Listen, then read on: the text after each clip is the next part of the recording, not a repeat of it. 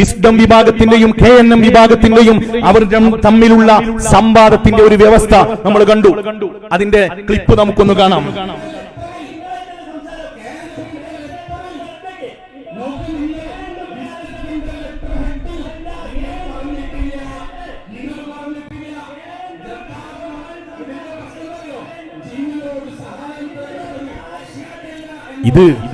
ഇതെന്താ സംഭവം എന്നറിയോ? ഇത് അങ്ങാടിയില് ഫുട്ബോളിന്റെ വിഷയത്തിൽ ചെറുപ്പക്കാർ തല്ലൂടല്ല. ഒരു ടീം ആ കൈ ഉയർത്തി നിൽക്കണ ആളെ വാദം എന്താ? ഈ മുന്നിൽ ഇരിക്കണ മൂന്നാൾക്കാർ കൊടിയ മുശ്രിക്കുകളാണ്. അപ്പുറത്തിരിക്കണ ആളോ ഞങ്ങളല്ല മുശ്രിക്ക്, നിങ്ങളാണ് മുശ്രിക്ക്. ആ തല്ലാണ് ഈ കാണുന്നത്. ഇത് അങ്ങാടിയിൽ നടക്കുന്നതല്ല. ശുദ്ധ തൗഹീദ് പഠിപ്പിക്കാൻ വന്ന ആളുകൾ അവരുണ്ടാക്കിയ തൗഹീദ് എന്ന നിർവചനം, അവരുണ്ടാക്കിയ ഇബാദത്തിന്റെ നിർവചനങ്ങൾ ബൂമറാങ് പോലെ തിരിച്ചടിച്ചപ്പോ തെരുവിൽ തല്ലുകയാണ്. മറ്റൊന്ന് കാണൂ നിങ്ങൾ, തെരുവിൽ പരസ്പരം തമ്മിലടിക്കുകയാണ്. തെരുവിൽ തമ്മിലടിച്ചു എന്ന് മാത്രമല്ല, മുജാഹിദ് വിഭാഗത്തിന്റെ പരമോന്നത നേതാവായ ഹനീഫ് ഗായക്കൊടി അദ്ദേഹം പ്രസംഗിക്കുമ്പോ മറുവിഭാഗം ആളുകൾ വന്നിട്ട് എന്ത് ചെയ്യാണ്? അത് അലങ്കോലപ്പെടുത്തുകയാണ്, അത് തടസ്സപ്പെടുത്തുകയാണ്. കണ്ടു നോക്കൂ നിങ്ങൾ.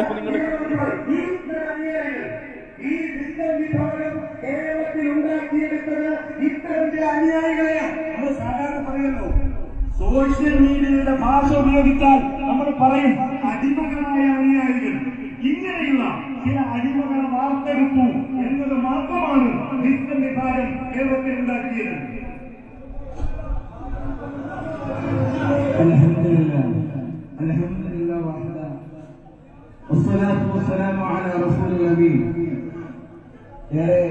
സന്തോഷം നിറഞ്ഞ ഒരു അവസ്ഥയിലാണ് നമ്മളുള്ളത്. നല്ല സന്തോഷത്തിലേക്ക് കാണുന്നത്. ഇതെന്തിന്റെ പേരിലാണ്? സംഘടനാപരമായ സ്വാഭാവികമായും സംഭവിച്ചേക്കാവുന്ന ഭിന്നാഭിപ്രായങ്ങളെ കുറിച്ചല്ല, ഏതെങ്കിലും കർമ്മശാസ്ത്രപരമായ വിഷയങ്ങളല്ല. ഈ തല്ലെന്തിനാണെന്നറിയോ? ഹനീഫ് ഗായക്കൊടിനോട് ആല വാദം. ഹനീഫ മുശ്രിക്കാണ് നീ എന്നാ പറയുന്നത്. അപ്പൊ തിരിച്ച് ഞങ്ങളല്ല മുശ്രിക്ക്, നിങ്ങളാണ്. ഇത് പറഞ്ഞിട്ട് തെരുവിൽ തമ്മിലടിക്കുകയാണ്. ഏതെങ്കിലും ഒരു പരിപാടി അലങ്കോലപ്പെട്ടതിന്റെ വീഡിയോ കണ്ട് സന്തോഷിക്കുകയല്ല, മറിച്ച് നമ്മുടെ പ്രതിതാക്കളായ ആലിമീങ്ങൾ, ബഹുമാനപ്പെട്ട സമസ്ത കേരള ജംഇയ്യത്തുൽ ഉലമയുടെ പണ്ഡിതന്മാർ, ശൈഖുനാ ശംസുൽ ഉലമയെ അബൂജഹലിനോട് ഉപമിച്ചവർ, നഊദു ബില്ലാഹ്. മഹാനായ EK ഹസൻ മുസ്ലിയാർ എന്ന അഹ്ലുസുന്നത്തി വൽ ജമാഅത്തിന്റെ ധ്വജവാഹകനായ ധീരനായ പണ്ഡിതൻ മരണരോഗത്തിൽ കിടക്കുമ്പോ ഇവരുടെ നേതാവ് ഉമർ മൗലവി കത്തെഴുതുകയാണ്, EK ഹസൻ മുസ്ലിയാർ അസ്ലിം തസ്ലിം. ഹസൻ മുസ്ലിയാർ നിങ്ങൾ മുസ്ലിമാകണം, ഈമാനില്ലാതെ മരണപ്പെട്ടു പോകരുത് എന്ന് മരണക്കിടക്കയിൽ കിടക്കുന്ന നമ്മുടെ ഉലമാഇനെ ആക്ഷേപിച്ചു കൊണ്ട് ശിർക്കാരോപണത്തിന്റെ ശരമെയ്തുകൊണ്ട് അവർക്കെതിരെ വളരെ മോശമായ ആരോപണങ്ങൾ ഉന്നയിച്ച ആളുകളാണ് ഇങ്ങനെ പരസ്പരം തല്ലുകൂടുന്നത്. ഇവിടെ പ്രസംഗിച്ച മൗലവിന്റെ ഒരു കരച്ചിലും കൂടി കേട്ടാലോ? ഇതൊക്കെ ഞാൻ പറഞ്ഞത് അവരാക്ഷേപിക്കലല്ലോ നമ്മളെ ലക്ഷ്യം, മറിച്ച് മുശ്രിക്കുകളാണ് സമസ്തക്കാർ, ജിഫ്രി തങ്ങൾ അവരുടെ നേതാവാണ്, നഊദു ബില്ലാഹ്. അങ്ങനെയൊക്കെയാണ് ഇവർ പ്രസംഗിക്കുന്നത്. ലോകത്തുള്ള എല്ലാ മുശ്രിക്കുകളെയും എടുത്തു വെച്ചാൽ അതിനേക്കാൾ അപ്പുറമാണ് സമസ്തക്കാർ, മക്ക മുശ്രിക്കുകളെക്കാൾ അപ്പുറമാണ് സമസ്തക്കാർ എന്നൊക്കെ പറഞ്ഞ് ബഹുമാനപ്പെട്ട സമസ്ത കേരള ജംഇയ്യത്തുൽ ഉലമയുടെ പണ്ഡിതന്മാർക്ക് നേരെ, നിഷ്കളങ്കരായ വിശ്വാസികൾക്ക് നേരെ ഷിർക്കിന്റെ അമ്പെയ്തവർ കരയുന്നത്. ബാലുശ്ശേരി മൗലവി ഒന്ന് കരയട്ടെ. എന്റെ പ്രിയപ്പെട്ടവരെ, ഇരിക്കുന്നവരെ, ഞാൻ കഴിഞ്ഞ ദിവസം വേദനിച്ചു പോയി.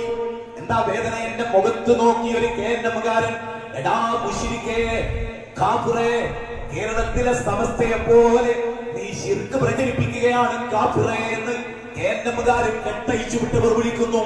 നിങ്ങൾ റബ്ബിനെ പേടിച്ചോളി. സമസ്ത കേരള ജംഇയ്യത്തുൽ ഉലമയുടെ പണ്ഡിതന്മാർക്ക് നേരെ നിങ്ങൾ ഉണ്ടാക്കിയ നിർവചനം, അതേ നിർവചനം വെച്ചിട്ടാണ് ഇപ്പൊ ബാലുശ്ശേരി മുശ്രിക്ക എന്ന് പറയുന്നത്. സമസ്തയുടെ ആലിമീങ്ങളെ, ഇവിടെയുള്ള നിഷ്കളങ്കരായ വിശ്വാസികളുടെ മേലിൽ ശിർക്ക് ആരോപിക്കാൻ. ഇപ്പോ റബ്ബിനെ പേടിച്ചോളി. എന്താ റബ്ബ് ഇപ്പൊ ഉണ്ടായതാ? നിങ്ങളിത് പറയുമ്പോ റബ്ബ് ഇവിടെ കാണില്ലേ? ബാക്കി പറയട്ടെ. ഏതൊരു നാഥന് വേണ്ടി തെരുവിലടി കൊണ്ടുവോ, ഏതൊരു നാഥന്റെ വചനം ക്ഷേത്രത്തിന്റെ അങ്കണത്തിൽ പ്രഖ്യാപിച്ചുവോ, ഏതൊരു നാഥന് വേണ്ടി തൗഹീദ് പറഞ്ഞുവോ, അവരെ മുശ്രിക്ക് എന്ന് വിളിക്കാൻ നാണമില്ലാത്ത ഈ റമദാനിന്റെ പരിശുദ്ധത കാത്തു സൂക്ഷിക്കാത്ത നിങ്ങളോട് അല്ലാഹ് പൊറുത്തു തരട്ടെ. എങ്ങനെ എന്ത് കരച്ചില്? എന്തിന്റെ പേരില? ശിർക്കാണ്. ഈ ബാലുശ്ശേരി മുശ്രിക്കാണെന്നാണ് മറ്റൊരു വിഭാഗം പറയുന്നത്. ഇങ്ങനെ ലോകത്തുള്ള മുസ്ലിമീങ്ങളെ, ഹജ്ജിന് വരുന്ന ഹജ്ജാജിമാരെ മുഴുവൻ മുശ്രിക്കാണ് എന്ന് പറഞ്ഞവർ ആ ശിർക്ക് ബൂമറാങ് പോലെ തിരിച്ചടിച്ചപ്പോ സമൂഹത്തിന്റെ മുമ്പിൽ വന്ന് പരസ്യമായിട്ട് കരയാണ്. ഇത് മാത്രമല്ല കേട്ടോ, ഇതിന്റെ ബാക്കി ഒരുപാടുണ്ട്. ഇയാളെ കരച്ചിൽ കേട്ടാ നമ്മളെ കണ്ണിന്ന് ഇങ്ങനെ വള്ളം ചാടും. അത്രക്ക് ദയനീയമായ അവസ്ഥയാണ്. അടുത്തത് സക്കരിയ സ്വലാഹി കരയണതും കൂടി കേൾക്കൂ. നിങ്ങൾ ആലോചിച്ച് നോക്കൂ, ഇപ്പൊ എന്താ ഉണ്ടായത്? എന്നെ പുറത്താക്കിയത് എനിക്ക് പ്രശ്നമില്ല, ഞാൻ പുറത്തു നിൽക്കാൻ റെഡിയാണ്. പക്ഷേ ശിർക്ക് പുറത്താക്കി, അതാണ് സഹിക്കാൻ കഴിയാത്ത കാര്യം. കഴിഞ്ഞ 30 കൊല്ലമായി ഈ പ്രബോധന രംഗത്ത് ഇടപെടലില്ലാതെ നിൽക്കുന്ന ഖണ്ഡന പ്രസംഗങ്ങളും വാദപ്രതിവാദങ്ങളും ലേഖനങ്ങളും ഒക്കെയായി പുസ്തകങ്ങളുമായി എന്നാൽ കഴിയുന്ന തൗഹീദി രംഗത്തെ സേവനങ്ങളൊക്കെ ചെയ്യുന്ന എന്നെ ശിർക്കാരോപിച്ച് പുറത്താക്കി. ഈ കഴിഞ്ഞ 30 കൊല്ലം നിങ്ങൾക്ക് എന്തായിരുന്നു പണി? അല്ല, അതും കൂടി പറയണല്ലോ. കഴിഞ്ഞ 30 കൊല്ലം എന്തായിരുന്നു പണി? എല്ലാരും മുശ്രിക്കാണ് എന്ന് വേദി കെട്ടി പറഞ്ഞ് പാവപ്പെട്ട വിശ്വാസികളുടെ വിശ്വാസം പഴപ്പിക്കുക. ഇപ്പൊ കണ്ടോ, ഇതെങ്ങനെ? ഇത് നമ്മൾ ആരോപിക്കല്ലോ. ഇവര് മുശ്രിക്കാണെന്ന് നമ്മൾ എവിടെയും പറയണില്ല. ഇത് പറയണത് ആരാ? ഒപ്പം പ്രസംഗിച്ചു നടന്നവർ, ഒരേ വേദിയിൽ ഇരുന്നവർ, ഒരേ സംഘടനയുടെ സെക്രട്ടറിയും പ്രസിഡന്റുമായി പ്രവർത്തിച്ചവർ, ഒരേ വാഹനത്തിൽ പരിപാടിക്ക് പോയിരുന്നവർ, ഒരേ സ്റ്റേജിൽ ഉദ്ഘാടകനും അധ്യക്ഷനുമായിരുന്നവർ പരസ്പരം തെരുവിൽ ശിർക്ക് ആരോപിക്കുകയാണ്.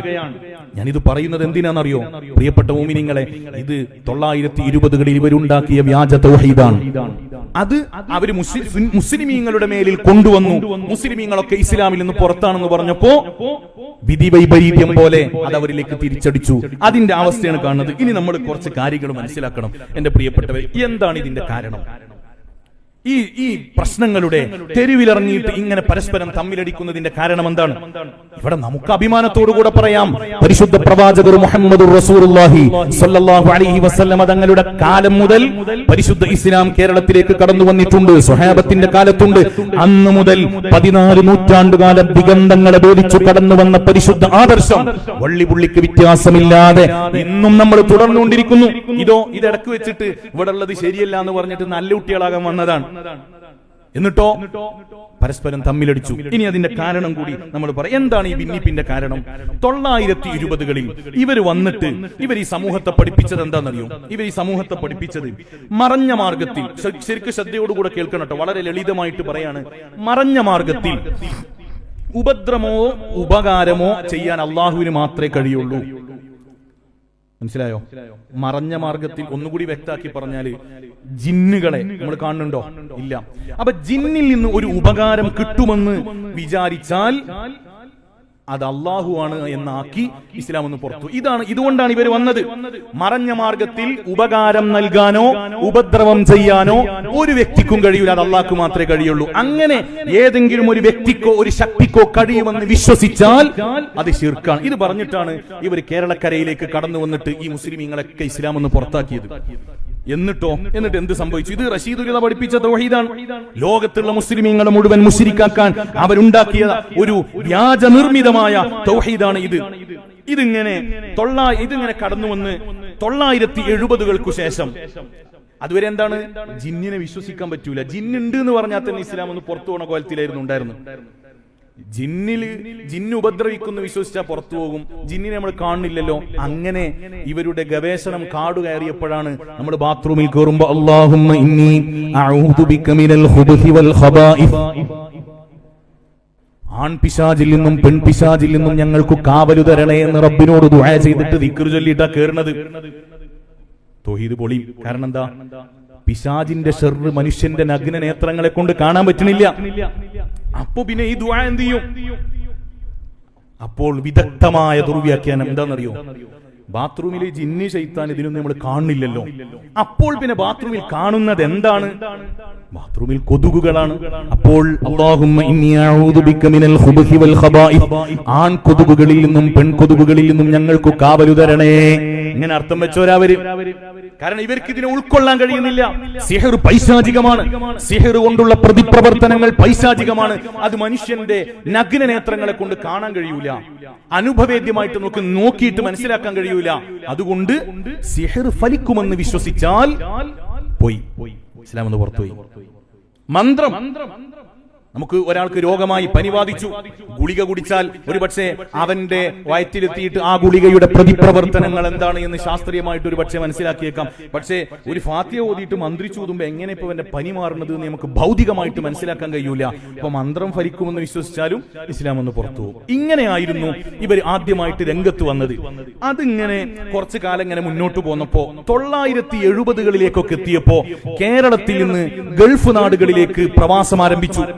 അല്ലെ, 970കൾക്ക് ശേഷമല്ലേ ഗൾഫ് രാജ്യങ്ങളുമായിട്ട് നമ്മൾ സമ്പർക്കം പുലർത്താൻ തുടങ്ങിയത്. അപ്പോൾ ഇവർക്ക് വലിയ ഒരു പ്രതിസന്ധി രൂപപ്പെടുകയാണ്. എന്തെന്ന് വെച്ചാൽ ഇവർക്ക് സംഘടനാപരമായ ഫണ്ടുകൾ, സാമ്പത്തികമായ സ്രോതസ് അത് മുഴുവൻ ഗൾഫ് രാജ്യങ്ങളിൽ നിന്ന് വരാൻ തുടങ്ങി. അതേ സമയത്ത് ഇവരുടെ ആദർശമോ അത് ഈജിപ്ഷ്യൻ മോഡേണിസമാണ്. റഷീദുലുള്ളയുടെ, ജമാലുദ്ദീൻ അഫ്ഗാനിയിലൂടെ, മുഹമ്മദ് അബ്ദയിലൂടെ കടന്നു വന്ന വക്കം അബ്ദുൽ ഖാദർ മൗലവിയിലൂടെ കേരളത്തിലേക്ക് എത്തിയ ഈജിപ്ഷ്യൻ മോഡേണിസമാണ്. ജൂദായിസത്തിന്റെ പിൻബലത്തോടുകൂടെ പ്രൊമോട്ട് ചെയ്യപ്പെട്ട ആശയമാണ്. ഇവർക്കിടയിൽ പ്രശ്നങ്ങൾ ഉരുവപ്പെടാൻ തുടങ്ങി. എന്താ? സാമ്പത്തിക ആശ്രയം വിദേശ രാജ്യങ്ങൾ, ഗൾഫ് രാജ്യങ്ങൾ. ആദർശ ആശ്രയം ഈജിപ്ത്. അപ്പൊ ഒരു കൂട്ടര് പറഞ്ഞു ഇത് രണ്ടും പാടെ ശരിയാവില്ല. ഫണ്ട് അവിടുന്ന് വാങ്ങണമെങ്കിൽ ആദർശം അവിടുന്ന് വാങ്ങണം, ഫണ്ട് കിട്ടുന്നിടത്തേക്ക് ആദർശം മാറ്റണം എന്നർത്ഥം. മറ്റൊരു വിഭാഗം പറഞ്ഞു അത് ശരിയാവില്ല, നമ്മൾ ഇത്രയും കാലം കടന്നു വന്ന ഈ ഈജിപ്ഷ്യൻ മോഡേണിസം തന്നെ ഇവിടെ മതി. ഇതിങ്ങനെ ചർച്ച പുകഞ്ഞു 2002 രണ്ട് വിഭാഗമായിട്ട് പൊട്ടിപ്പിളർന്നു. എന്തേ കാരണം? ഗൾഫ് സലഫികൾ ജിന്നിനെ അംഗീകരിക്കുന്നവരാണ്, അവർ മന്ത്രിക്കുന്നവരാണ്, റുഖിയ ശർഇയ്യ നടത്തുന്നവരാണ്. അപ്പൊ എന്തായി? ഫണ്ട് ഓലത് വാങ്ങുകയാണെങ്കിൽ ഓലാദർശം സ്വീകരിക്കണ്ടേ? ഫണ്ട് ഓലത് വാങ്ങുകയാണെങ്കിൽ എവിടുന്നാണോ പൈസ കിട്ടുന്നത്? ബഹുമാനപ്പെട്ട ഞങ്ങൾ അഭിവന്ദനായ ഗുരുവര്യർ ശൈഖുന കല്ലൂർ ഉസ്താദ് അവറുകൾ ഇങ്ങനെ തമാശക്ക് പറയാറുണ്ട്, എവിടെന്നെങ്കിലൊക്കെ ആനുകൂല്യം കിട്ടുമ്പോ, അല്ലെങ്കിൽ ഒരാൾ ഗൾഫിൽ നിന്ന് വന്നിട്ട് പോക്കറ്റിൽ ഒരു ഹീറോ പോനെ കുത്തി കൊടുത്താല് കുനൂത്തിന്റെ പറ്റിയിട്ട് അതിപ്പോ അങ്ങനെ ചെയ്യണം എന്നൊന്നുമില്ല. ഈ പണിയാണ് അവർ ചെയ്തത്. ഗൾഫ് സലഫിസത്തിന്റെ ആദർശത്തെ പേറാൻ തുടങ്ങി. അതവർക്കിടയിൽ പ്രശ്നങ്ങൾ രൂപപ്പെട്ടു. അങ്ങനെ 2002 ഇവർ ആദ്യമായിട്ട് നെടുക പിളരുകയാണ്. നെടുക പിളർന്നപ്പോ AP അബ്ദുൽ ഖാദർ മൗലവിയുടെ നേതൃത്വത്തിലുള്ള ഗ്രൂപ്പ് മൗലവി ഗ്രൂപ്പ് എന്ന പേരിൽ അറിയപ്പെട്ടു. ഹുസൈൻ മടവൂരിന്റെ നേതൃത്വത്തിലുള്ള ഗ്രൂപ്പ് മടവൂർ ഗ്രൂപ്പ് എന്ന പേരിലും അറിയപ്പെട്ടു. അങ്ങനെ ഹുസൈൻ മടവൂരിന്റെ ഗ്രൂപ്പ്, പിന്നീട് ഹുസൈൻ മടവൂർ അതിലില്ല, മൂപ്പർ എവിടെ ഉള്ളത് എന്ന് മൂപ്പരിക്ക് തന്നെ അറിയില്ല. കാരണം 2016 ഒരു ഐക്യമൊക്കെ ഉണ്ടായി. ഇൻഷാ അല്ലാഹ് സമയത്തിനനുസരിച്ച് നമുക്ക് പറയാം. അങ്ങനെ ഇതൊക്കെ നമ്മൾ എന്തിനാ അറിയും? ഓലടിയിൽ എന്തെങ്കിലും സംഘടനാപരമായ തർക്കം ഉണ്ടായിട്ട് സെക്രട്ടറിനെ തെരഞ്ഞെടുത്തപ്പോ തല്ലൂടിനെ പറ്റിയല്ല പറയണത്. ആണോ? അല്ല. പിന്നെ ലോകത്തുള്ള മുസ്ലിമീങ്ങൾ, കേരളത്തിലുള്ള വിശ്വാസികൾ ഇസ്ലാമിൽ നിന്ന് പുറത്താണ് എന്ന് പറയാൻ നിങ്ങൾ എന്താണോ പറഞ്ഞത് അതാണ് നിങ്ങൾക്ക് തിരിച്ചടിച്ചത്. അങ്ങനെ മൗലവി ഗ്രൂപ്പും അതുപോലെ മടവൂർ ഗ്രൂപ്പും ഇവിടെ സജീവമായി. മൗലവി ഗ്രൂപ്പും മടവൂർ ഗ്രൂപ്പും സജീവമായിട്ട് അവരുടെ പ്രവർത്തനങ്ങളിൽ വ്യാപൃതമാവുകയാണ്. പ്രവർത്തനങ്ങളിൽ വ്യാപൃതമായി എന്ന് മാത്രമല്ല, ഒരു കൂട്ടര് ജിന്നിനെ അംഗീകരിച്ചല്ലോ അല്ലേ? മനസ്സിലായില്ലേ? ഒരു കൂട്ടര് ജിന്നിനെ അംഗീകരിക്കാൻ തുടങ്ങിയപ്പോ സുബ്ഹാന ജല്ല വഅല ജിന്നിനെ അടിച്ചിറക്കല്, ജിന്നിനെ കയറ്റല്, ജിന്നിനെ ആട്ടല്, ഓടിക്കല്, പിടിക്കല്, ചവിട്ടല്, ആകെ ജിന്ന് ഗവേഷണം പിന്നീട് ഈ വിഭാഗത്തിൽ പരിധിവിട്ട രൂപത്തിൽ വന്നു. ജിന്ന് ഗവേഷണം പരിധിവിട്ട രൂപത്തിലുള്ള ചർച്ചകളായി ജിന്ന് ചികിത്സയുടെ ആളുകളായിട്ട് ഇവർ മാറി. അങ്ങനെ ജിന്ന് ചികിത്സയുടെ മറവിൽ പാപപ്പെട്ട വിശ്വാസികളെ ക്രൂരമായി പീഡിപ്പിച്ചു ഇവർ. കായക്കൊടി മൗലവി എന്ന് പറയട്ടെ, ജിന്ന് ചികിത്സ ഇവർ നടത്തിയതിന്റെ അതിദയനീയമായ ഒരു സാഹചര്യം നമ്മൾ ആക്ഷേപിക്കുകയല്ല. ഇവിടെയും ഞാൻ അടിവരയിട്ട് പറയുന്നു, നമ്മൾ ഇതെന്തിനു പറയുന്നു എന്ന് മറന്നു പോകരുത്. മുസ്ലിമീങ്ങളെ എന്തിന്റെ പേരിൽ മുശ്രിക്കാക്കിയോ അതാണ് ഇപ്പോൾ അവരിലേക്ക് ബൂമറാങ് പോലെ തിരിച്ചടിച്ചിട്ട് ഇപ്പോൾ അവർ പറഞ്ഞുകൊണ്ടിരിക്കുന്നത്. കായക്കൊടി മൗലവി പറയട്ടെ. ഉമർ സാഹിബ് സൂചിപ്പിച്ചല്ലോ, വിദ്യാഭ്യാസം കൊണ്ട് രക്ഷപ്പെടാൻ കഴിയില്ല. വിദ്യാഭ്യാസം, വിവരവും വിദ്യാഭ്യാസം ഉണ്ടായിട്ട് രക്ഷപ്പെടൂല എന്ന് പറയാനുള്ള കാരണം എന്താ അറിയോ? ഇവരെ കൂട്ടത്തിലെ തലമുതിർന്ന നല്ല വിദ്യാഭ്യാസവും നല്ല സൗകര്യമൊക്കെ ഉള്ള ആൾക്കാരാണ് ഈ ജാതി തമ്മാടിത്തരവുമായിട്ട് രംഗത്ത് വന്നത്. ബാക്കി നേരത്തെ ഹസീനയെ ചികിത്സിച്ചത് ഒരു പെൺകുട്ടിയെ, അതും മാസങ്ങളോളം ഭക്ഷണം കൊടുക്കാതെ, ഒരു പത്തിരിയും ഒരു ഗ്ലാസ് വെള്ളമാണ് ആ കുട്ടിയുടെ ഒരു ദിവസത്തെ ഭക്ഷണം. നോക്ക് ജിന്ന് ചികിത്സയാണ്. ഒരു പത്തിരിയും ഒരു ഗ്ലാസ് വെള്ളവും കൊടുത്തിട്ട് ഒരു പെൺകുട്ടിയെ ജിന്ന് ചികിത്സയുടെ പേരിൽ ക്രൂരമായിട്ട് പീഡിപ്പിച്ചത് ഇവര് തന്നെയാണ് പറയുന്നത്, നമ്മൾ ആരോപിക്കുകയല്ല. പറയട്ടെ. ഇത് കൊടുത്ത് ശാരീരികമായി തളർന്ന ആ കുട്ടിയെ കമിഴ്ത്തി കിടത്തി കൈ രണ്ടും പുറകോട്ടേക്ക് വലിക്കുക. എന്നിട്ട് നട്ടലിൽ മുട്ടുകൊണ്ട് വിരലമർത്തി പിടിക്കുക. സുബ്ഹാനല്ലാഹ്. ചികിത്സന്റെ കോലാണ്. ബാക്കി പറയും. വിരലമർത്തി പിടിച്ചിട്ട് ഈ പെൺകുട്ടിയോട് ശ്വാസം കഴിക്കാൻ പറയാം. ഓക്കെ, എന്തിന്? ജിന്നുള്ളത് മൂക്കിലാണത്രേ. മൂക്കിന്ന് ജിന്ന് പുറത്തു വരണമെന്നാണ്. ഇത് ഇവിടെ നിന്ന് മാത്രം ഇവിടെ നിൽക്കണില്ല കേട്ടോ. അല്ല, കാറ് റിവേഴ്സ് എടുക്കുമ്പോ ബാക്കിൽ ജിന്നുണ്ടോന്നോ മനുഷ്യന്മാരുണ്ടോന്ന് നോക്കാൻ പ്രയാസമാണ്. അതിന്റെ ഇടയിൽ ജിന്നുണ്ടോ നോക്കണം. മേശ തുറന്നിട്ട് വലിപ്പടക്കുമ്പോ മേശയുടെ വലിപ്പിനകത്ത് ജിന്ന് കുടുങ്ങുന്നു നോക്കണം. ഇങ്ങനെ ജിന്നില്ല എന്ന് പറഞ്ഞ ആൾക്കാർക്ക് ജിന്നാണ് തരിപ്പിപ്പോയി. പറയട്ടെ. അത് ഇവിടെ മാത്രം വിശ്വാസമല്ല. നമ്മുടെ ചെറുപാടിക്കാരൻ ജിന്നി ചികിത്സകൻ മന്ത്രവാദി എന്റെ മുമ്പിൽ നിന്ന് ചികിത്സിച്ചിട്ടുണ്ട്. യാദൃശ്ചികമായി പെരിന്തൽമണ്ണയിൽ ഒരു സംവാദ വ്യവസ്ഥയുമായി എത്തി രാത്രി അവിടെ നമ്മളെ അയലോക്കത്ത് നടന്ന കാര്യം പറയണത്. ഈ ഒരു സംവാദ വ്യവസ്ഥക്ക് വന്നു എന്ന് പറഞ്ഞതിന്റെ താല്പര്യം എന്താ? ഒപ്പുള്ള ആൾക്കാരാണ്, ഒരേ റൂമിലാണ്. ബാക്കി പറയട്ടെ. വന്നു. പിറ്റേന്ന് രാവിലെ സുബഹിസ്കരിച്ച് പള്ളിയിൽ പോകുമ്പോ ഈ മന്ത്രവാദിയുടെ കൂടെ രണ്ടാളുണ്ട്. രണ്ട് ചെറുപ്പക്കാർ റൂമിലെത്തി. ഞാനൊരു ഫോൺ വന്ന് പുറത്തേക്ക് ഇറങ്ങി തിരിച്ചു കയറുമ്പോ ഈ മന്ത്രവാദി അതിലൊരു ചെറുപ്പക്കാരന് കസേരയിൽ ഇങ്ങനെ പുറകിലേക്ക് തല മലർത്തി കിടത്തി ഇരുത്തിയിരിക്കുകയാണ്. അയാളുടെ കയ്യിൽ ഒരു പാത്രത്തിൽ വെള്ളമുണ്ട്. ഈ മന്ത്രവാദിയുടെ ദീനീ യോഗ്യതയും വിദ്യാഭ്യാസ യോഗ്യതയും ഈ മന്ത്രവാദിയുടെ ഭൗതിക വിദ്യാഭ്യാസ യോഗ്യതയും അറിയുന്നവനാണ്. അപ്പൊ നല്ല ഭൗതിക വിദ്യാഭ്യാസവും ദീനി വിദ്യാഭ്യാസവും ഒക്കെ ഉണ്ട്. പ്രിയപ്പെട്ട സഹോദരങ്ങളെ, നമ്മളിങ്ങനെ വിചാരിക്കും അത്യാവശ്യം നല്ല വിദ്യാഭ്യാസം, അത് ആ കോലാണ് ഈ കാണുന്നത്. വിദ്യാഭ്യാസം ഉണ്ടായതുകൊണ്ടാണ് എന്ന്. വിദ്യാഭ്യാസം ഉണ്ടായതുകൊണ്ട് കാര്യമില്ല എന്ന് മുമ്പ് ആമുഖത്തിൽ പറഞ്ഞതിന്റെ താല്പര്യം അതാണ്. ഇവൻ ഈ കയ്യിൽ പാത്രം എടുത്തിട്ട് അതിൽ കൈയിട്ട് വെള്ളം മുക്കി ഈ പയ്യന്റെ മുഖത്തേക്ക് അടിക്കുകയാണ്. പയ്യൻ തല കൊടുക്കും. എന്നോട് പറഞ്ഞു, കണ്ടില്ല കേൾക്കൊടി, കരിമൂക്കിനുള്ളിലാണ് ജിന്നുള്ളത്. അതാണ് ഇങ്ങനെ ആയത്തിൽ കുറിച്ച് വെള്ളം തട്ടുമ്പോ പടയുന്നത്. ഞാൻ പറഞ്ഞു, പൊന്നാര ജമാലെ, ആരെ മൂക്കിലേക്ക് വെള്ളം തട്ടിയാലും അവർ തലപറയും. ഞങ്ങളുടെ നാട്ടിലൊക്കെ പറയാറുള്ള ഒരു സംഭവമുണ്ട്. ചില അറവുകാര് പോത്തിനോട് സമ്മതം ചോദിച്ചിട്ടേ അറക്കുള്ളൂ. പോത്തിനോട് എങ്ങനെ സമ്മതം ചോദിക്കല്? പോത്തിന് ഇങ്ങനെ അറക്കാൻ കൊണ്ടുവന്ന് കെട്ടിയിട്ട് കയ്യിൽ വെള്ളം എടുത്തിട്ട് പോത്തിന്റെ മൂക്കിലേക്ക് അടിക്കും. അപ്പോ ഏത് ഒരു സെൻസിറ്റീവ് ഏരിയ എന്നുള്ള വേളയിൽ പോത്ത് തലകൊടി. അപ്പൊ സമ്മതിച്ചിരുന്ന ഇതാരാണ് പറയുന്നത്? ലോകത്ത് മുഴുവൻ ശുദ്ധ തൗഹീദിനെ പഠിപ്പിക്കാൻ വന്നവർ, നമ്മുടെ സൂക്ഷ്മശാരുക്കളായ വറഇന്റെ അഹ്ലുകാരായ പണ്ഡിതന്മാർക്കു നേരെ ശിർക്കാരോപിച്ചവർ എത്തിപ്പെട്ട അധപ്പതനത്തിന്റെ അധമഭാവതലമാണിത്. ഇത് ഇവിടെ നിൽക്കുന്നുണ്ടോ? ഇല്ല. അടുത്ത ആളും കൂടി പറയട്ടെ. ഞാൻ ഇത് പറയുന്നത് എന്തിനറിയോ? ഇതിന്റെ പിന്നിൽ നമുക്കൊരാളെ പരിഹസിക്കുക എന്ന് ലക്ഷ്യമില്ല. ഇതിന്റെ പിന്നിൽ എന്നെ ശ്രവിക്കുന്ന എന്റെ പ്രിയപ്പെട്ട സഹോദരങ്ങളെ, പരിഹാസമോ വഷളാക്കലോ അല്ല നമ്മുടെ ലക്ഷ്യം. മറിച്ച് ഈ തൗഹീദിന്റെ പേരിൽ ഒരുപാട് വിശ്വാസികളെ കണ്ണീര് കുടിപ്പിച്ചവരാണ്. ഒരുപാട് വിശ്വാസികളുടെ ഈമാൻ പഴപ്പിച്ചവരാണ്.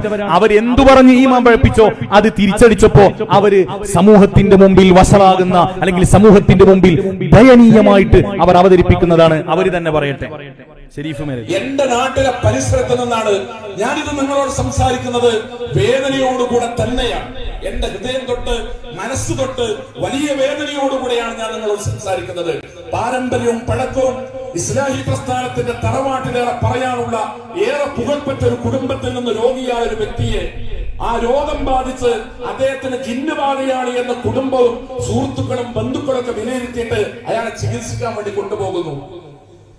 അഫ്ദലുൽ കഴിഞ്ഞ ഒന്നിലേറെ ആളുകളുള്ള ഒരു വീട്ടിൽ നിന്ന് ഒരു വ്യക്തിക്ക് ജിന്ന് ബാധിച്ചതാണ് എന്ന് സ്വയം വിലയിരുത്തിയിട്ട് അയാളെ ചികിത്സിക്കാൻ വേണ്ടിയിട്ട് ഒരു മന്ത്രവാദിയുടെ അടുത്തേക്ക് കൊണ്ടുപോകുന്നു. അയാളെ കൊണ്ടുപോയി ചികിത്സിക്കുന്നതിന് വേണ്ടി ഇരുത്തി ചികിത്സിച്ചു കൊണ്ടിരിക്കെ പരിശുദ്ധ ഖുർആന്റെ ആയത്തുകൾ ഇങ്ങനെ ഓതി, അതാണ് പോലും ചികിത്സ നടന്നത്.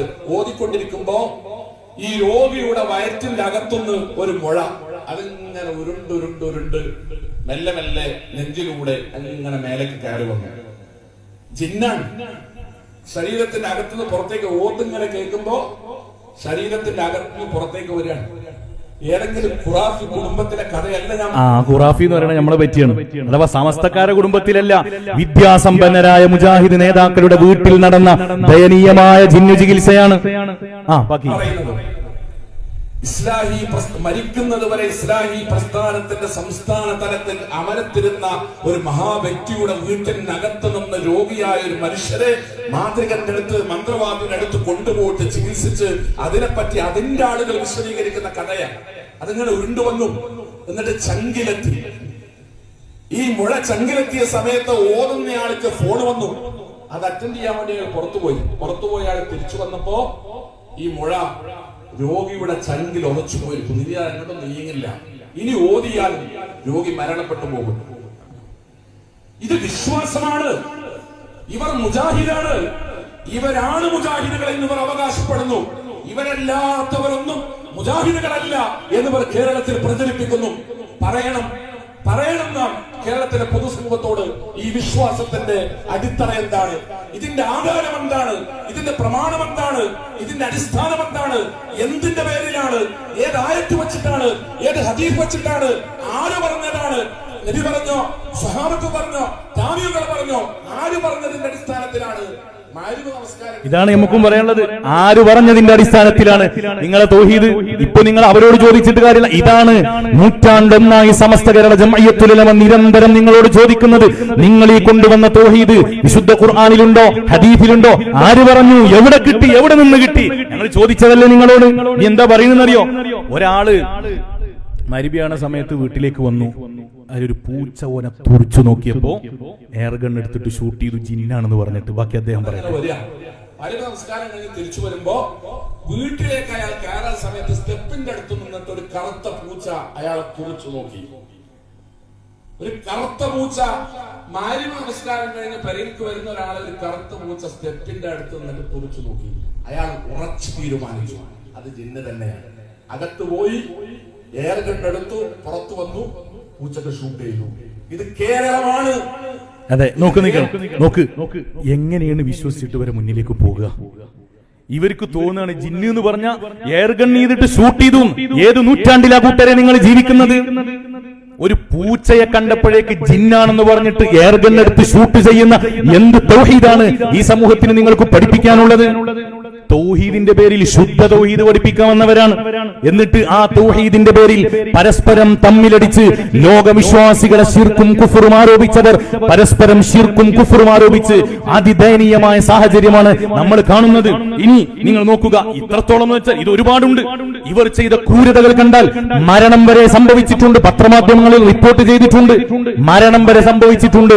ക്രൂരമായ ജിന്ന് ചികിത്സ നടത്തിയിട്ട് കരൾ രോഗം ബാധിച്ച പാവപ്പെട്ട ചെറുപ്പക്കാരെ നിഷ്ഠൂരമായി ആക്രമിച്ച് അയാൾ മരണത്തിന് കീഴടങ്ങിയ എത്ര സംഭവങ്ങളാണ് നമ്മുടെ മുമ്പിലുള്ളത്. തൗഹീദ് തലീക്കേറാന്ന് കേട്ടിട്ട് തരിപ്പിപ്പോയി. വ്യാജ തൗഹീദ് തരിപ്പിൽ പോയ വിഭാഗമായി മാറി. എന്നിട്ട് തെരുവിൽ ഇങ്ങനെ ഇതൊക്കെ വിശദീകരിച്ച് സ്വയം അപഹാസ്യരാവുകയാണ്. അങ്ങനെ നമ്മൾ പറഞ്ഞ ആ ടച്ച് ബന്ധം വിട്ടുപോകരുത്. അങ്ങനെ 2002 പിളർന്നു അയിപ്പെട്ട ഒരു വിഭാഗമാണ് എന്ത്, ജിന്നില്ല എന്ന് പറഞ്ഞിട്ട് പിന്നെ ജിന്ന് ആണ് കിട്ടിയപ്പോ പിന്നെ ജിന്നിനോട് ആഘോഷിച്ചു. ആകെ ജിന്നായി. അപ്പൊ ഒരു വിഭാഗം ആൾക്കാർക്ക് അല്ല ജിന്നിപ്പോ നമ്മളെ സ്വന്തം ആൾക്കാരായല്ലോ, അങ്ങനെയാണെങ്കിൽ ഇപ്പൊ ജിന്നിനോട് സഹായം ചോദിക്കാലോ. അങ്ങനെ ഒരു ചർച്ച ഇങ്ങനെ വരാൻ തുടങ്ങി. ഇവരുടെ ഈ നിലപാട് മാറ്റമുണ്ടായപ്പോ ബഹുമാന്യനായ അബ്ദുൽ ഹമീദ് ഫൈളി അമ്പലക്കടവ് കൃത്യമായി നമ്മുടെ ആലിമീങ്ങൾ അതിനെ പ്രതിരോധിച്ചു. അന്ന് സത്യധാരയിൽ ബഹുമാനപ്പെട്ട ഹമീദ് ഫൈളി ഉസ്താദ് അവർക്കെതിരെ ശക്തമായ ചോദ്യത്തിന്റെ ശരങ്ങളെയുകയാണ്. ആ ചോദ്യത്തിൽ തൊട്ടതോടെ മുജാഹിദ് വിഭാഗം വീണ്ടും പിളരുകയാണ്. ഇതിന്റെ പേരിൽ തന്നെ, ജിന്നിന്റെ പേരിൽ തന്നെ. ആ ചോദ്യത്തിന് 2007 ഇവരുടെ അൽ-ഇസ്ലാഹ് മാസികയിൽ അബ്ദുൽ ജബ്ബാർ മൗലവി ഹമീദ് വൈസി ഉസ്താദിന് മറുപടി പറയാൻ. ഹമീദ് വൈസി ഉസ്താദിന് മറുപടി പറഞ്ഞപ്പോൾ മുജാഹിദ് വീണ്ടും പിളർന്നു. അഥവാ വിജനമായ സ്ഥലത്ത് അകപ്പെട്ട ഒരാൾ തനിക്ക് വല്ല സഹായവും കിട്ടാൻ വേണ്ടി ജിന്നുകളെയോ മലക്കുകളെയോ ഉദ്ദേശിച്ച് അള്ളാഹുവിന്റെ അടിമകളെ എന്നെ സഹായിക്കണേ എന്ന് വിളിച്ചു പറഞ്ഞാൽ അത് അഭൗതികമായ തേട്ടമല്ല, അഥവാ ശിർക്ക് അല്ല. ജിന്ന് ഇത്രയും കാലം അഭൗതികമായിരുന്നു, എന്നാൽ ഇപ്പോൾ ഭൗതികമായി, അതുകൊണ്ട് ശിർക്കല്ല എന്ന് അബ്ദുൽ ജബ്ബാർ മൗലവി ഹമീദ് ഫൈളി ഉസ്താദിന് എഴുതിയ മറുപടിയിൽ ഏപ്രിൽ മാസത്തെ അൽ-ഇസ്ലാഹ് മാസികയിൽ അവരെഴുതുമ്പോ തൗഹീദ് 2002 കഴിഞ്ഞ് 2007 പുതിയ തൗഹീദ് പിറവിയെടുക്കുകയാണ്. നമ്മൾ ഐഫോണൊക്കെ ഇപ്പൊ 17 എത്തിക്കണ് അല്ലെ? അതേപോലെ പുതിയ തൗഹീദുകൾ ഇവർക്കിടയിൽ നിന്ന് പ്രത്യക്ഷപ്പെട്ടുകൊണ്ടിരിക്കുകയാണ്. ഇനി വളരെ രസകരമായ കാര്യം എന്താണെന്നറിയോ? ഈ പട്ടിക്കാട് വന്ന് പ്രസംഗിച്ച ഒരു ഫുലാൻ, അദ്ദേഹത്തിന്റെ ആദ്യത്തെ പണി എന്തായിരുന്നു എന്നറിയോ? ഈ ജബ്ബാർ മൗലവി എന്ന് പറയുന്ന ശിർക്ക് പറഞ്ഞ ഇയാളെ ന്യായീകരിച്ച് നടക്കുക. ശിർക്ക് പറഞ്ഞ ഇയാളെ ന്യായീകരിച്ച് നടക്കുന്ന പണിയായിരുന്നു ആർക്ക്? ഇവിടെ പ്രസംഗിച്ചു പോയ അഹമ്മദ് അനസ് മൗലവിക്ക് ആദ്യം ഉണ്ടായിരുന്നത്. ഞാൻ അതിന്റെ ക്ലിപ്പ് കാണിക്കാം. അതിന്റെ മുമ്പ് അബ്ദുൽ ജബ്ബാർ മൗലവിയെ ഇവർ കാണാൻ പോയി. എന്തിന്? അബ്ദുൽ ജബ്ബാർ മൗലവി കൊടിയ ശിർക്കാണല്ലോ അൽ ഇസ്ലാഹ് മാസികയിൽ എഴുതിയത്. അബ്ദുൽ ജബ്ബാർ മൗലവിയെ കാണാൻ അദ്ദേഹത്തിന്റെ വീട്ടിലേക്ക്, കോഴിക്കോട് എയർപോർട്ടിന്റെ സമീപത്തുള്ള അദ്ദേഹത്തിന്റെ വീട്ടിലേക്ക് പോയപ്പോ അബ്ദുൽ ജബ്ബാർ മൗലവി ആട്ടിയിറക്കി വീട്ടിൽ നിന്ന്. അനസ് മൗലവി പറയട്ടെ,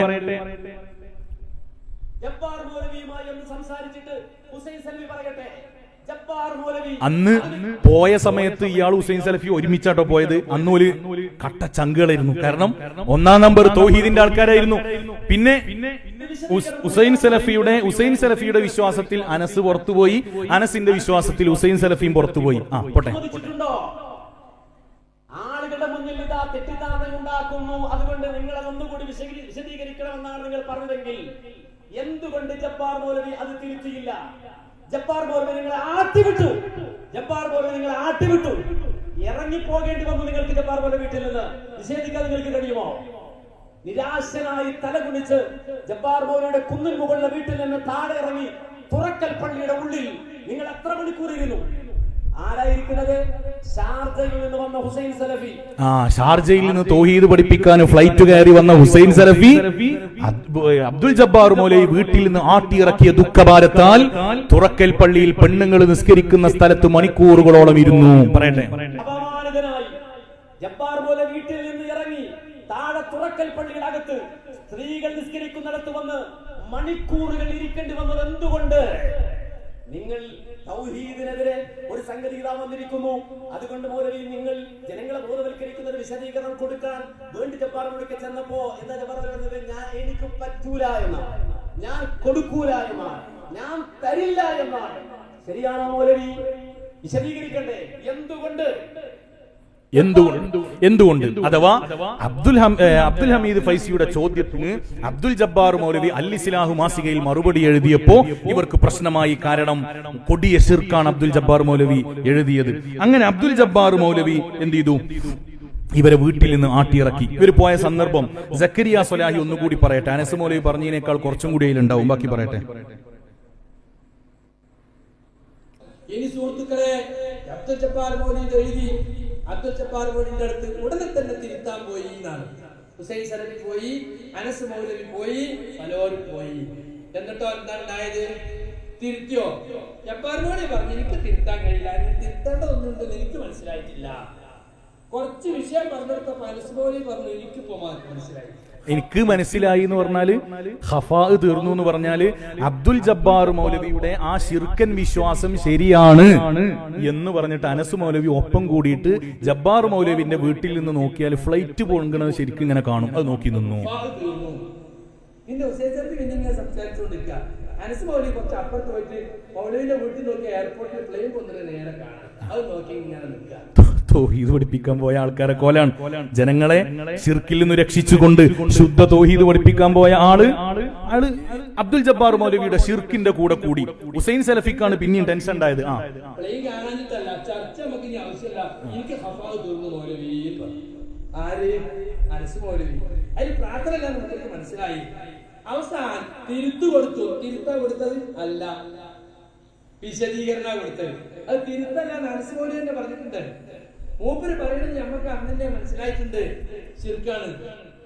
നോക്കണം, മൂപ്പര് പറയുന്നത് അഥവാ ജബ്ബാർ മൗലവിന്റെ ഷിർക്കിന്റെ ഒപ്പം കൂടി അനസ് മൗലവി പിന്നീട് കുടുങ്ങിയപ്പോ പറയുന്ന സംഗതി അത് ഷിർക്കാണെന്ന് അന്ന് തന്നെ നമുക്ക് തിരിഞ്ഞിക്കണ്. അന്ന് ഷിർക്കാണെന്ന് തിരിഞ്ഞതെങ്കിൽ പിന്നെ എന്തിനാണ് അബ്ദുൽ ജബ്ബാർ മൗലവിന്റെ കൂടെ പോയത് എന്നാ സക്കരിയ മൗലവി ചോദിക്കണത്. ന്യായീകരിക്കണോ? അനസ് മൗലവി ന്യായീകരിച്ചേ കേട്ടോ നിങ്ങൾ. ഒരു വലിയ കടവ്, ഒരു വലിയ ബെടായി. എന്താ ബെടായി അറിയോ? കേട്ടുള്ളത് ഒരു വലിയ ബെടായി പറയാൻ. മുജാഹിദ് പ്രസ്ഥാനം രാത്രി മാത്രം പകലും ചെയ്യുന്ന ഒരു സാഹചര്യത്തിലാണ് പിശാചിന് ചോദിക്കാൻ പറയുന്നത്. ഇവർ പറയുന്നത് വിജനമായ മരുഭൂമി നമ്മൾ അകപ്പെട്ടു. മരുഭൂമി എന്ന വലിയ കേസ് നമ്മൾ നടന്ന കാര്യമില്ല. മരുഭൂമിയിൽ അകപ്പെട്ടാല് വഴി അറിയില്ലെങ്കിൽ രക്ഷിത മരിച്ചു പോകുന്ന വഴി വേറെ വഴിയില്ല. നമുക്കത് മരുഭൂമി ചുട്ടുപൊള്ളുന്ന മണൽക്കാണ്. ഒരു വാറും തുളക്കുണ്ടാവില്ല, റോഡില്ല, വഴിയില്ല, മനുഷ്യന്മാരില്ലാത്ത വിജനമായ പ്രദേശം. റോഡ് അറിഞ്ഞില്ലെങ്കിൽ വഴി അറിഞ്ഞില്ലെങ്കിൽ രക്ഷപ്പെടാൻ ഒരു വഴിയില്ല. അങ്ങനെ ഗത്യന്തരമില്ലാത്ത ഘട്ടത്തിൽ തൽക്കാല സഹായം കിട്ടണമെങ്കിൽ പണ്ടത്തെ മുജാഹിദ് അള്ളാനോട് മറ്റേ ആരോടും പ്രാർത്ഥിക്കാൻ പാടില്ല. ഇപ്പൊ നമ്മൾ അള്ളാനോട് പ്രാർത്ഥിക്കാം, ജിന്നിനോടും പ്രാർത്ഥിക്കാം, പിശാചിനോടും പ്രാർത്ഥിക്കാം, മഹാത്മാക്കളോട് പാടില്ല എന്ന് മാത്രമേ പറയുള്ളൂ. നോക്ക്, ഇത് ഇയാൾ പറയണെന്താ? ബഹുമാനപ്പെട്ട ഹമീദ് ഫൈലി ഉസ്താദ് അബ്ദുൽ ജബ്ബാർ മൗലവിയുടെ ലേഖനത്തെ പരാമർശിച്ചുകൊണ്ട് വീണ്ടും ശക്തമായ ചോദ്യങ്ങളുടെ ശരമുന്നയിക്കുമ്പോ ഈ ജബ്ബാർ മൗലവിയെ ന്യായീകരിച്ചുകൊണ്ട് ആ ശിർക്കിന് വേണ്ടി സംസാരിക്കുകയാണ് ഈ പറയുന്ന അനസ് മൗലവി. പറയട്ടെ, ഒരു വാചകത്തിന്റെ തുണ്ടു ധരിക്കാൻ നിങ്ങൾക്ക് ധൈര്യമുണ്ടോ? അല്ലാത്തവരോട് പ്രാർത്ഥിക്കാം, ജിന്നിനോട് പ്രാർത്ഥിക്കാം, പിശാചിനോട് പ്രാർത്ഥിക്കാം എന്ന് പറഞ്ഞ വാചകത്തിന് ഒരു തുണ്ട് തെളിവ് ധരിക്കാൻ നിങ്ങൾക്ക് കഴിയോ? അതുകൊണ്ട് ഇങ്ങനെ നടക്കരുതല്ലാണ്. കളവേ പറയൂ, അതേ ശീലിച്ചിട്ടുള്ളൂ. ആ നിർബന്ധമായി മറ്റുള്ളവരെ സ്വീകരിക്കണം. ആ നിലപാട് ശരിയല്ല. ഒരു വാചകത്തിന്റെ തുണ്ട് ജിന്നുകളോട് പ്രാർത്ഥിക്കാന്ന് മുജാഹിദുകൾ പറഞ്ഞിട്ടില്ലേ? അങ്ങനെ വാദിക്കണത്രേ. ശൈത്താനോട് പ്രാർത്ഥിക്കാന്ന് പറഞ്ഞു അത്രേ. നിങ്ങൾക്ക് ഉദ്ധരിക്കാൻ പറ്റുമോ? ഇല്ല. എന്റെ മൂപ്പരിന്ന് പറഞ്ഞിട്ട് ഉദ്ധരിക്കുന്നത് കേട്ടോളൂ. ഉദ്ധരിക്കുന്ന വാചകത കേട്ടോളൂ. പറഞ്ഞെന്താ വെച്ചാല് അപ്പൊ കുട്ടികളാണെങ്കിൽ ജിന്നിനോട് ചോദിച്ചോളൂ, ജിന്ന് വഴി കാണിച്ചു തരാൻ സാധ്യതയുണ്ട്, പിശാച്ച് വഴി കാണിച്ചു തരാൻ സാധ്യതയുണ്ട്. ഞാൻ വായിച്ചു പറ്റിട്ടാണ്. പകൽ വെളിച്ചത്തിൽ വിജനമായ മരുഭൂമിയുടെ വഴിയറിയാൻ നടന്നു നീങ്ങുന്ന ഒരാൾ പരിസരത്ത് ആരെയും കാണുന്നില്ല. ഇവിടെ എന്റെ ശബ്ദം കേൾക്കുന്ന ആരെങ്കിലും മനുഷ്യൻ, മലക്ക്, ജിന്ന് എന്നെ സഹായിക്കട്ടെ എന്ന് നനച്ച് പടപ്പുകളെ എന്നെ സഹായിക്കണേ, എനിക്ക് വഴി കാണിച്ചു തന്നെ എന്ന് ഉച്ചത്തിൽ വിളിച്ചു പറയുന്നുവെങ്കിൽ അഭൗതിക മാർഗത്തിലുള്ള സഹായകേട്ടം അതില്ല. അതുകൊണ്ടത് ശരിക്കല്ല. ഇവർ പറയുന്നത് ഈ വഴിയറിയാതെ വിഷമിക്കുന്ന വിജനമായ മരുഭൂമിയിൽ മുസ്ലിം സഹോദരന് പിശാചിനോട് വഴി കാണിച്ചു തരാൻ, ജിന്നിനോട് വഴി കാണിച്ചു തരാൻ ആവശ്യപ്പെടാതെ പറയുന്നത് കണ്ടോ? ആ വാചകം കൂട്ടിമാറ്റാണെന്നേ. ഒരാൾ ഒരു വിജനമായ മരുഭൂമിയിൽ അകപ്പെട്ടു. ഇതിനൊക്കെ അനസ് മൗലവിന്റെ മറുപടി പറയുന്നുണ്ട്. ഈ പറഞ്ഞ ആളെന്നെ ഇപ്പൊ നേരെ തിരിച്ചാണ് സക്കരിയ മൗലവി വിശദീകരിക്കുന്നുണ്ട്. അതാണ് ഞാൻ ഒന്നും പറയാത്തത്. ആ മരുഭൂമിയിൽ അകപ്പെട്ടു പോയ ഒരു മനുഷ്യൻ വിളിച്ചു പറയാൻ, ആരെങ്കിലും എന്നെ സഹായിക്കണേ എന്ന് വിളിച്ചു പറയാം. അയാൾ ഉദ്ദേശിക്കാൻ, എന്റെ ശബ്ദം കേൾക്കുന്ന മലക്കുണ്ടെങ്കിൽ മലക്ക് കേട്ടോട്ടെ, എന്റെ ശബ്ദം കേൾക്കുന്ന ജിന്നുണ്ടെങ്കിൽ ജിന്നും കേട്ടോട്ടെ, എന്റെ ശബ്ദം കേൾക്കുന്ന മനുഷ്യനുണ്ടെങ്കിൽ മനുഷ്യനും കേട്ടോട്ടെ എന്ന് വിചാരിച്ചിട്ട് അദ്ദേഹം വിളിച്ചു പറയുന്നത്. എങ്കിൽ അത് ശിർക്കല്ല, അബോധികമല്ല, കാര്യകാരണ ബന്ധങ്ങൾക്ക് അതീതമല്ല. എന്താ തെറ്റത്? ആ വാചകത്തിന് അതിൽ നിന്ന് എവിടുന്നാ കിട്ടിയത്? ജിന്നുകളോട് പ്രാർത്ഥിക്കാൻ എവിടുന്നാ കിട്ടിയത്? അഥവാ ജബ്ബാർ മൗലവി പറഞ്ഞത് ശിർക്കല്ല എന്ന് പറഞ്ഞിട്ട് ജബ്ബാർ മൗലവിക്ക് വേണ്ടി വാദിച്ചു നടന്ന അനസ് ബാക്കി സക്കരിയ സ്വലാഹി പറയും. അതാണ് ഇപ്പൊ അനസ് മൗലിക്ക് മറുപടി പറയാണ്. ഇപ്പൊ ഈ ഓരി ആയത്തും ഈ പറഞ്ഞ തത്വമൊക്കെ വിഴുങ്ങേണ്ടി വന്നില്ലേ? അല്ലേ? സുലൈമാൻ നബിയുടെ കാര്യം വിഴുങ്ങേണ്ടി വന്നില്ലേ? ആജറാ ബീവിന്റെ കാര്യം വിഴുങ്ങേണ്ടി വന്നില്ലേ? മറഞ്ഞ വഴി തെളിഞ്ഞ വഴി ഇപ്പൊ നിങ്ങൾക്കെന്നെ തിരിയാണ്ടായില്ലേ? അനസ് മൗലവി മുജാഹിദായ കാലത്ത് മൂപ്പര് പ്രസംഗിച്ചാൽ 2012 അബ്ദുറഹ്മാൻ സലഫി അബ്ദുസലാം സലഫിയിൽ കടന്നുപിടിച്ചിട്ടുള്ള തൗഹീദ് 2012. അതെ, ഐഫോൺ 2017 എന്നൊക്കെ പറയുന്നത് പോലെ തൗഹീദ് 2012, 2002, 2007 ഒക്കെ കഴിഞ്ഞ് 2012 ഉണ്ട്, 18 ഉണ്ട്, അങ്ങനെ ഇഷ്ടം പോലെ വരാണ്ട്. അപ്പൊ തൗഹീദ് 2012 എത്തിയപ്പോ ഈ പറഞ്ഞ അനസ് മൗലവി തിരുത്തി പറഞ്ഞപ്പോ എന്ത് സംഭവിച്ചു? തിരുത്തി പറഞ്ഞപ്പോ അനസ് മൗലവിയെ പ്രവർത്തകന്മാർ പരസ്യമായിട്ട് ചോദ്യം ചെയ്തു. ഇതൊക്കെ ഏതെങ്കിലും, ഞാൻ വീണ്ടും ആവർത്തിച്ചു പറയാണ്, സംഘടനാപരമായ പ്രശ്നങ്ങളല്ല, കർമ്മശാസ്ത്രപരമായി സംഭവിക്കാവുന്ന ശാഖാപരമായ വിഷയങ്ങളിലുള്ള അഭിപ്രായ വ്യത്യാസങ്ങളല്ല. 1,24,000 വരുന്ന നബിമാർ, അല്ലാഹു റബ്ബ് സുബ്ഹാനഹു വ തആല പരിശുദ്ധ പ്രവാചകരിലൂടെ പരിസമാപ്തി കുറിച്ച നബിമാരുടെ ശൃംഖല പഠിപ്പിച്ച അല്ലാഹുവിന്റെ പരിശുദ്ധമായ വഹ്ദാനിയത്ത്, അല്ലാഹുവിന്റെ പരിശുദ്ധമായ ഏകത്വമാകുന്ന ആ തൗഹീദ്, അതിന്റെ പേരിലാണ് ഇവർ തമ്മിലടിക്കുന്നത്. അഥവാ വിശ്വാസികളുടെ വിശ്വാസം ചൂഷണം ചെയ്യുകയാണ്. അനസ് മൗലവി എടവണ്ണ ആദർശ വിശദീകരണ പരിപാടിക്ക് പോയപ്പോ അനസ് മൗലവിയെ പ്രവർത്തകർ ഇതിന്റെ പേരിൽ ചോദ്യം ചെയ്യുകയാണ്. സക്കരിയ മൗലവി അതും വിശദീകരിക്കട്ടെ.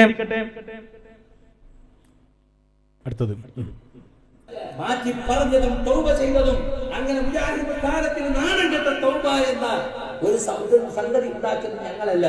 ഇടവണ്ണ ജാമ്യയിൽ പോയിട്ട് ആദർശ വിശദീകരണ സമ്മേളനം എന്ന് പറഞ്ഞിട്ട് ആളുകൾ ഒരുമിച്ച് കൂട്ടിയിട്ട് അനസ് മുസ്ലിയാർ തൗബ ചെയ്യാൻ. എന്താ തൗബ? ഇത്ര കാലം പറഞ്ഞ തൗഹീദ് തെറ്റായിരുന്നു, അതൂബു ഇലല്ലാഹ് അസ്തഗ്ഫിറുല്ലാഹ് എന്ന് പറഞ്ഞിട്ട് തൗബ ചെയ്യാണ്. 1 നൂറ്റാണ്ട് പിന്നത്തെ ഞങ്ങൾ തൗഹീദ് മനസ്സിലാക്കുന്നത് തെറ്റുപറ്റിപ്പോയി, ക്ഷമിക്കണം. ആർക്ക്? സാധാരണക്കാർക്കില്ല. തൗഹീദിന് വേണ്ടി വാദപ്രതിവാദം നടത്തിയ, തൗഹീദിന് വേണ്ടി പ്രസംഗം നടത്തിയ പണ്ഡിതന്മാർക്കും പ്രബോധകന്മാർക്കും തൗഹീദ് ഇസ്ലാഹി. നോക്ക്, ആർക്ക്?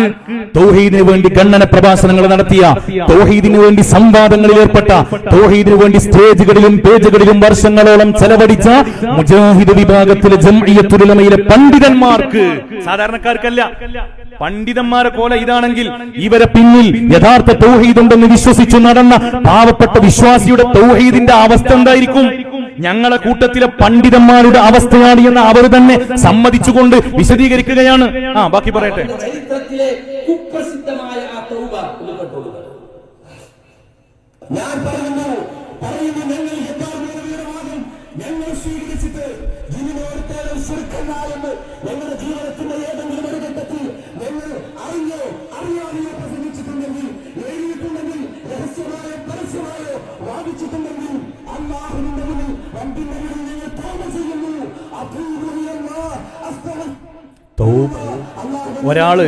ഒരാള് മുശ്രിക്കായാല് അസ്തഗ്ഫിറുല്ലാഹ് എന്ന് പറഞ്ഞാൽ മതിയോ? കലിമ ചൊല്ലി തിരിച്ചു വരണ്ടേ? കലിമ ചൊല്ലിയിട്ട് മടങ്ങി വരണ്ടേ? ഞങ്ങൾക്ക് ഉണ്ടെങ്കിൽ മൂപ്പര് ഉറപ്പ് പറയുന്നില്ല. ഞങ്ങളടുത്ത് അങ്ങനെ ഏത് നേരത്തെ പച്ചയായിട്ട് നമ്മൾ കണ്ടതാണ്. ജബ്ബാർ മൗലവി പറഞ്ഞതിനെ ആ ശിർക്കിനെ ന്യായീകരിച്ചു നടന്ന ആള് ഇതാണ്. തൗഹീദ് 2012 എന്ന് നേരത്തെ പറഞ്ഞില്ലേ, അതാണ് ഇത്. ബാക്കി പറയുന്നത്.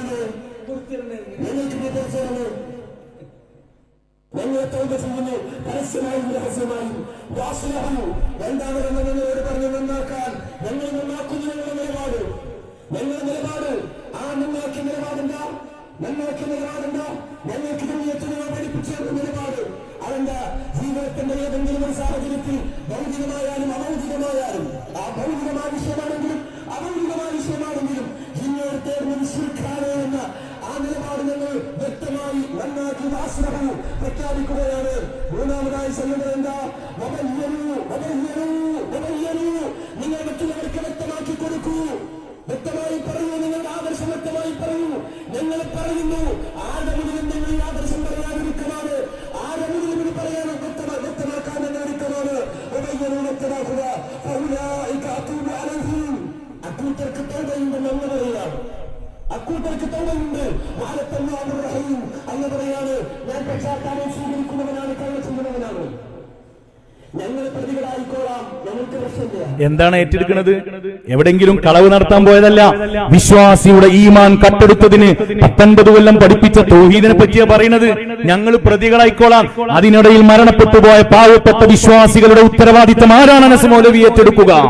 ഞങ്ങൾ പ്രതികളായിക്കോളാന്ന്. കുംഭസാരം പറയട്ടെ.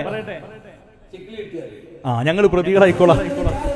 ചിക്ലി കിട്ടിയാ മതി. അത് നമ്മൾ പറയണല്ലോ കേട്ടോ, നമ്മൾ പറയല്ല. ഞാൻ ഫസ്റ്റ് വില പിളർപ്പന്തേ പൈസ അവിടെ നിന്നാണ് വരുന്നത്. അപ്പൊ നമ്മൾ ഓലെ പരിഗണിക്കണം. അതന്നെ ഇപ്പൊ സക്കരിയ മൗലവിയും പറയുന്നത്, ചിക്ലി കിട്ടിയാ മതി, ഞങ്ങൾ പ്രതികളായിക്കോളാം.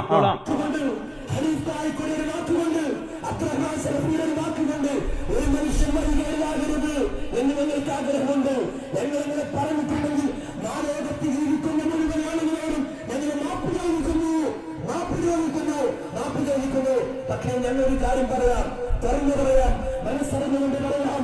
ആ വിശ്വാസം ഞങ്ങളുടെ മനസ്സിലില്ല, ഞങ്ങൾ ശ്രമിച്ചിട്ടില്ല. ആ വിശ്വാസം ഞങ്ങൾ പ്രയോഗിക്കില്ല. ജീവിതത്തിന്റെ ഒരു ഘട്ടത്തിലും അല്ലാഹുവിന്റെ ഹൃദയം അറിയുന്നതിനാണ്. ഞങ്ങൾ ചെയ്തൊരു തെറ്റുണ്ട്, ഞങ്ങൾ ചെയ്തവിടെ തെറ്റുണ്ട്. ലോകത്തോട് പറയാനും ഒരു തെറ്റ്. എന്താണെന്ന് ചോദിച്ചാൽ, ഇങ്ങനെ ഒരാൾ ചോദിച്ചപ്പോൾ എനിക്ക് പറയാനാണോ എന്ന് പറഞ്ഞു. ശരിയാ പറയാം, നാറിയവനെ പേറിയോ എന്നൊരു സംശയം ഞങ്ങളുടെ മനസ്സിൽ പോയി. നല്ല തൗബ. നാറിയവനെ പേറിയോ എന്ന് ഞങ്ങൾക്ക് സംശയമുണ്ട്. ഇനി അതാരാണ്? ബാക്കി പറയട്ടെ. അതിപ്പോ ഉണ്ട്. അപ്പൊ സ്വാഭാവികമായിട്ടുണ്ടാവുന്ന പ്രയാസമൊക്കെ ഉണ്ടാവും. അത് ശരിയാ. നാറിയവനെ പേറിയോ സംശയമല്ല, ഇപ്പൊ ഉറപ്പായി. പക്ഷെ നാറിയവൻ ആരാന്ന് മാത്രം തീരുമാനിച്ചാൽ മതി. അത് എത്ര മത്സരിക്കാണോ വളരെ ഫിറ്റാണ് നിങ്ങൾ പറഞ്ഞത്. പക്ഷെ ഇപ്പോൾ ഉദ്ദേശിച്ചത് അബ്ദുൽ ജബ്ബാർ മൗലവിയാണോ? അത് ശരിയല്ല. അബ്ദുൽ ജബ്ബാറിനെ ഉദ്ദേശിച്ചാണോ പറയുന്നത്? അബ്ദുൽ ജബ്ബാർ മൗലവിയെ കൂട്ടിക്കൊണ്ട് നടന്ന് ഒരുപാട് തെറ്റ് വാദപ്രചാരത്തിന് കൂടെ ഇരുത്തി അവസാനം നാറിയെന്ന് വിളിക്കുക. സക്കരിയ സലാഹിബിന് അങ്ങനെ നാറിയെന്നൊന്നും വിളിക്കൂല എന്നാണ് മൂപ്പരെ സംസാരത്തിൽ നിന്ന് മനസ്സിലാവണത്. നോക്കി നോക്കുക. നാറിയവനെ പേറി എന്ന് പറയാ തൗബയിലാണ്.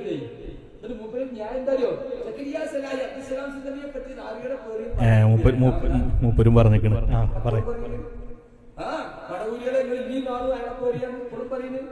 ഞാൻ തൗബയിലൊക്കെ പറഞ്ഞാൽ അത് തൗബയാണ്.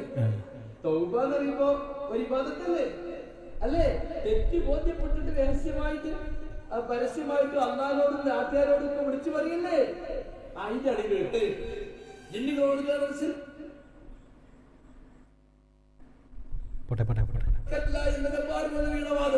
വാദം തന്നെ ദബ്ബാർ മൗലവിക്കില്ല. ജിന്നുകളോട് തേടാൻ സഹായം തേടാൻ ശിർക്കല്ലാത്തൊരു വാദം ജബ്ബാർ മലിക്കില്ല.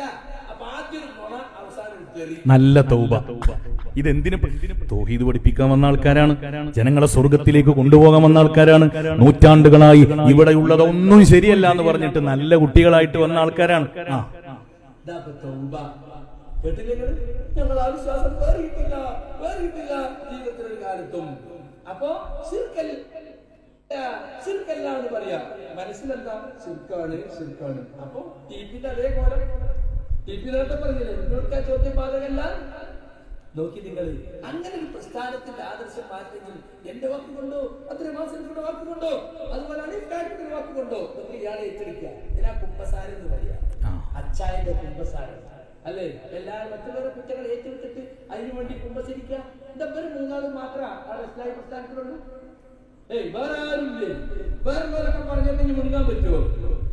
എന്തായി പറയുന്നത്? അപ്പൊ എന്റെ വാക്കുകൊണ്ട് അത്രയും മാസങ്ങളുടെ വാക്കുകൊണ്ട് അത്രയും മാസം ഉപയോഗിക്കോ? ഇവൻ ചാക്കി വെച്ചാ പൊതുവല്ലോ പൊട്ടനല്ലേ. അനീമ തൗബയിലോ? അനീമ തൗബയില്ല, തൗബയില്ല. ഓൽക്കത് ക്ലിപ്പായി വരുന്നു.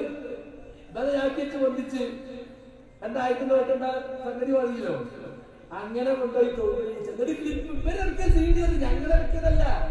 ഞങ്ങളിതാ തൗബ ചെയ്തിരിക്കുന്നില്ലേ എന്ന് പറഞ്ഞിട്ട് യഥാർത്ഥത്തിൽ ഈ മലക്കം മറിച്ചിട്ടൊക്കെ കാരണം എന്താണ് ഇപ്പൊ പുറത്തു വന്നു. അതെ, ഈ ഞാൻ പറഞ്ഞു വരുന്നത് അദ്ദേഹം ഉപയോഗിച്ച ഈ വാക്കുകൾ അയാൾ പൊട്ടനാണെന്നൊന്നും നമ്മൾ പറയണില്ല. നമ്മൾ ആദർശപരമായ വിഷയങ്ങൾ മാത്രമേ പറയൂ. ഇത് അവര് തമ്മിലുള്ള പ്രശ്നമാണ്. ഒരേ പാത്രത്തിൽ ഉണ്ടും ഉറങ്ങിയും താമസിച്ച് ജീവിച്ചിരുന്ന ആൾക്കാര് അവര് പറയുന്നതാണ്. അയാള് ബുദ്ധിയുള്ള ആളാണോ അല്ലാത്ത ആളാണോ എന്നൊക്കെ അവർക്കറിയാം. നമ്മളത് ഏറ്റെടുക്കുന്നുമില്ല. നമ്മുടെ വിഷയം എന്താണ്? നമ്മുടെ വിഷയം ഉമ്മത്തിന്റെ മേൽ ശിർക്ക് ആരോപിച്ചവർ ഇതേ നിർവചനത്തിന്റെ പേരിൽ, ഇതേ തൗഹീദിന്റെ പേരിൽ പരസ്പരം തമ്മിലടിച്ചുകൊണ്ട് ശിർക്കും കുഫറും ആരോപിക്കുകയാണ്. എന്നിട്ട് ഈ ഫുലാനാണ് ഇവിടെ പട്ടിക്കാട് വന്ന് പ്രസംഗിച്ചത്. എന്നിട്ട് ഇപ്പോൾ ഇവർ ചെയ്യുന്ന പണി എന്താണ്? നേരത്തെ ദാരിമി ഉസ്താദ് പറഞ്ഞതുപോലെ സമൂഹത്തിന്റെ മുമ്പിൽ വഷളായപ്പോ, ഇവരുടെ പ്രവർത്തകരുടെ മുമ്പിൽ ചോദ്യം ചെയ്യലുകൾ നേരിട്ടപ്പോ, ഇവർക്ക് ജനമനസ്സുകളിൽ സ്വീകാര്യത ലഭ്യമാകുന്നില്ല എന്ന് മനസ്സിലായപ്പോ നമുക്ക് സമസ്തക്കാർക്കെതിരൊന്ന് ഇറങ്ങി നോക്കുക. അങ്ങനെ രണ്ടു കൂട്ടരും പാടെ ഇറങ്ങിയതാണ്. സ്വന്തം മുഖം വികൃതമായതിന് കണ്ണാടി എറിഞ്ഞുടക്കുന്ന വിഡ്ഢിത്വമാണ് അവർ ചെയ്യുന്നത്. കൂട്ടരെ, നിങ്ങളാദ്യം നിങ്ങൾക്കിടയിലുള്ള പ്രശ്നങ്ങളൊന്ന് തീർത്തിട്ട് പോരെ. ബാക്കിയുള്ള പ്രശ്നങ്ങൾ അവനാന്റെ കണ്ണിലെ കരട് മാറ്റിയിട്ട് പോരെ. ബാക്കിയുള്ളവരെ നോക്കലും അവനാന്റെ അടുക്കളക്കകത്തേക്ക് കയറിയ ഈ ശിർക്കൻ വിശ്വാസത്തെ തുടച്ചു നീക്കിയിട്ടല്ലേ നിങ്ങൾക്ക് മറ്റുള്ളവരെ നോക്കേണ്ട കാര്യമുള്ളൂ. ഞങ്ങളെ സംബന്ധിച്ചിടത്തോളം ഞങ്ങൾക്ക് ശക്തരായ നേതൃത്വമുണ്ട്. പർവ്വത സമാനം ഇൽമും അമലും വറഅമുള്ള മഹാന്മാരായ നേതൃത്വമുണ്ട്. ഒരു നൂറ്റാണ്ടിന്റെ പാരമ്പര്യത്തിന്റെ പൈതൃകം പേറുന്ന വിശുദ്ധമായ ഒരു പ്രസ്ഥാനമുണ്ട്. അവരുമ്മത്തിന്റെ ഈമാനിനു കാവൽ നിൽക്കുന്നുണ്ട്. അതുകൊണ്ട് ഞങ്ങളെ തൗഹീദ് പഠിപ്പിക്കാനും ഞങ്ങൾക്ക് ശിർക്ക് പഠിപ്പിക്കാനും ദയവ് ചെയ്ത് നിങ്ങൾ രംഗത്ത് വരേണ്ടതില്ല. നിങ്ങൾ ആദ്യം നിങ്ങൾക്കിടയിലുള്ള ഈ തല്ലും പ്രശ്നങ്ങളും പടലപ്പിണക്കങ്ങളും ശിർക്കാരോപണങ്ങളും തൊടുത്തിൽ കുത്തുകളും കുതികാൽ വെട്ടലുകളും നിങ്ങളങ്ങ് പരസ്പരം തീർത്താൽ മതി. ദയവ് ചെയ്ത് സമസ്ത കേരള ജംഇയ്യത്തുൽ ഉലമയുടെ പാവപ്പെട്ട വിശ്വാസികൾ, നിഷ്കളങ്കരായ വിശ്വാസികൾക്കിടയിൽ സംശയം ജനിപ്പിച്ചുകൊണ്ട് അവരുടെ ഈമാൻ പിഴപ്പിക്കരുത് എന്ന് വളരെ വിനയത്തോടുകൂടെ താഴ്മയോടുകൂടെ ഞങ്ങൾ നിങ്ങളോട് ആവശ്യപ്പെടുകയാണ്.